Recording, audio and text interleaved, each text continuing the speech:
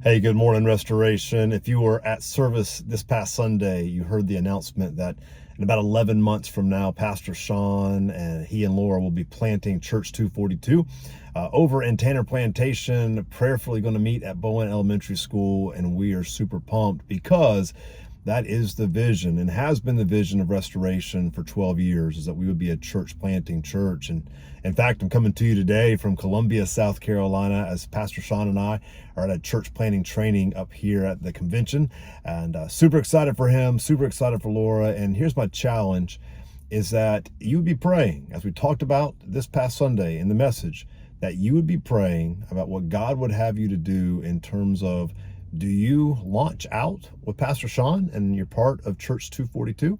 Are you just here to pray as part of Restoration as he launches out? Or maybe you are the next church planter or church planting family at Restoration. Want to encourage you, want to challenge you to be praying for that. Hey, speaking of the message, this past Sunday, we were in Matthew chapter 6, and we were talking about private disciplines. And if you read a little bit further, you will notice that Jesus actually talked about 3 disciplines, not only 2. On Sunday, I mentioned giving and I mentioned praying. And for many of us, like that's enough conviction for one day, right? Maybe you give a little, maybe you forget to pray here and there.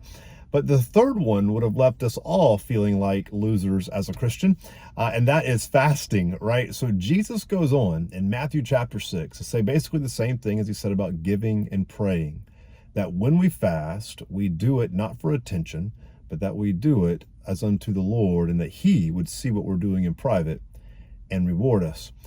That discipline of fasting is something I believe most followers of Jesus struggle with, especially in our culture today, mainly because of busyness and just being deliberate. But I want to encourage you and I want to challenge you. Read Matthew chapter 6 for yourself and read the passage on fasting again.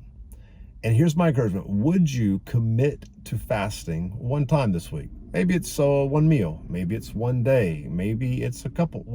Whatever the Lord places on your heart. Let me give you a true story. About 12, 13 years ago, time flies now, when I was praying about planting Restoration Community Church, I knew where God was calling us. I had a vision of how that would look in terms of discipleship and reaching the community, but I didn't have a name. And so for 24 hours, I committed to fasting, and I just prayed like, Lord, give me the name of this church. Give me the name of this church.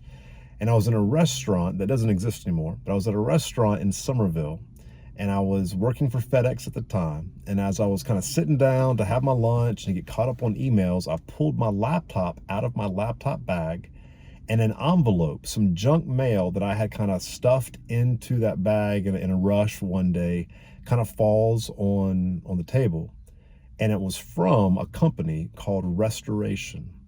And in that moment, as I'm fasting, I'm in the process of fasting, about to end my fast for lunch, and I see Restoration. And all of a sudden, Psalm 23 hits me, that the Lord restores our soul. And so I say that to say, there is something about fasting. There is something about hearing from the Lord, sensing his direction or call or whatever it is. There's something about fasting. And I want to encourage you to do that this week. Just try it. Do it for a meal, do it for a day, whatever the Lord would lay on your heart, and follow him in obedience for that. Hey, church, I want to just do one thing this week, and that is to say thank you. The warming shelter, for example, has been, I think, operating for the past 4 or 5 Thursdays because of the temperatures. And I just want to say thank you so much for being a faithful, humble, serving church. One of our values, and I want to say thank you for that. And I also just want to say thank you to all of you who just serve faithfully, whether that's on Sunday morning, whether that's on Wednesday evenings, whether that's outside the walls of Restoration. Just want to say thank you for being humble servants of Jesus.